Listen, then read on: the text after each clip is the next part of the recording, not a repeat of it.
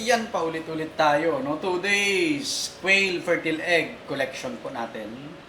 So, baka may magtatanong kung pambenta. Yes po, 5 pesos isa. Minimum 100 pieces. Alright? Kasi puno po itong ating mga incubator. 4 na batch yan, pati dito. Yun, malapit na mapisa. Do-document natin yan, no? So, puno yung incubator natin, kaya ibebenta po natin yung mga collection po natin na fertile eggs para makatulong rin po sa mga gusto magsimula pero mababa ang budget, no? So, yung 100 pieces po is 500 pesos po yan, no? 5 pesos each, no? May minimum po tayo, ha? 100 pieces. 100 pieces po. Kasi pag pautik-utik, matatalo po ako sa gasolina, sa effort, lahat po yan, no? Kung kukuha kayo, minimum 100 pieces po. At, yun, no? So, tingnan nyo naman yung pakain natin sa pugo natin. Avimax yan. Pampugo talaga. Ayan, no? Ayan yung pugo, no? Kaya talagang quality yung pagkain, vitamins nila. Ayan, no? Egg 1000 at saka, ayan, no?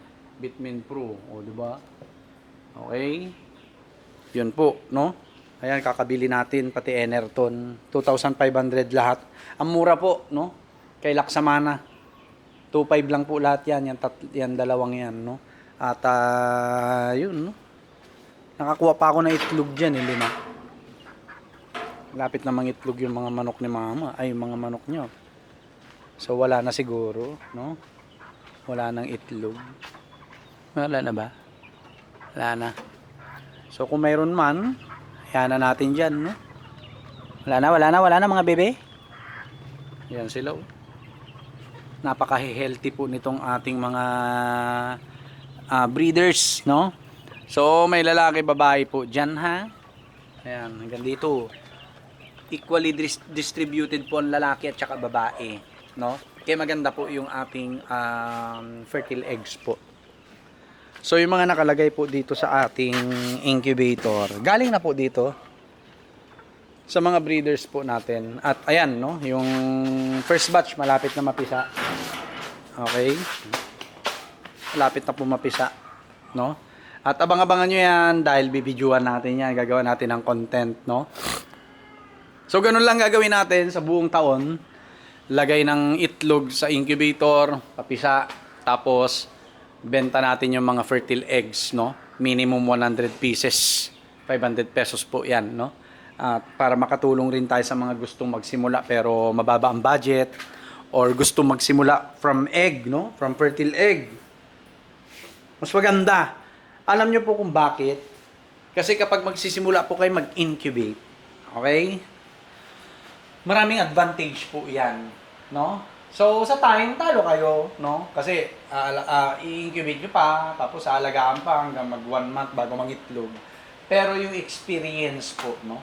Sa pag-i-incubate, sa pag-brood, pag-grow ng mga pugo po is walang kapalit po yun, no? Walang kapalit. Mas maganda pa rin na mag-i-start po tayo sa fertile eggs, no? Para sa akin. Kasi madadaanan nyo lahat yung proseso, no? Madadaanan nyo lahat yung... Ito mamaya na natin ikutin yan, no? Mawawalan daw ng kuryente hanggang alas 10, no? Ayan, oh. Yan. Pag tumutunog po yung incubator, yan, binubuksan ko lang. Oh, diba? Mawawalan daw ng kuryente hanggang alas 10. Grabe yan naman sa Meko. Yung alas 10 nyo, alam ko yan, alas 12. Tingnan mo, no? Kawawa itong mga, ano natin, mga, ano, mapipisa na yan, eh. Tapos maggaganyan na naman, no? Para nakakabwisit, na nakakainis, na hindi mo malaman, no? May kakulangan daw sa electric supply. Ang tagal-tagal na po niya na problema ng bansa. Ang tagal-tagal na yan na problema ng Zameco.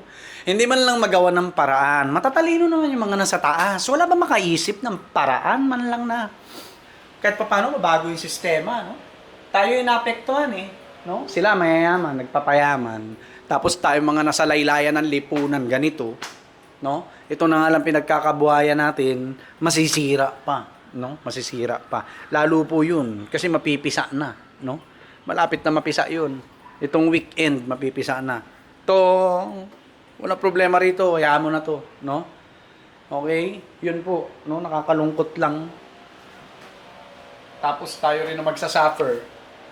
No? Pagputulan ang bibilis. Pag servisyo, ganyan. Wow! Pilipinas! Ayan, no? So, kung may kailangan po kayo na fertile eggs, ayan, no? Oo, ha? Kontakin nyo lang po ako, no? Kontakin nyo lang po ako. At marami tayong tawag rito, available. Araw-araw 80 mahigit, no? Na itlog ang nakukuha natin. Alright? So, ito hindi pa natin napapa-convert.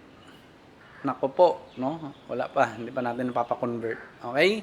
So, hindi ko alam kung anong gagawin natin sa mga pasisiw natin. No? Karton lang muna yan. Sa karton muna natin sila ilalagay. No? Sa karton muna. Okay? So, yun lang po. God bless po sa atin lahat. Fertile eggs ng pugo. Kontakin nyo lang ako. Alright?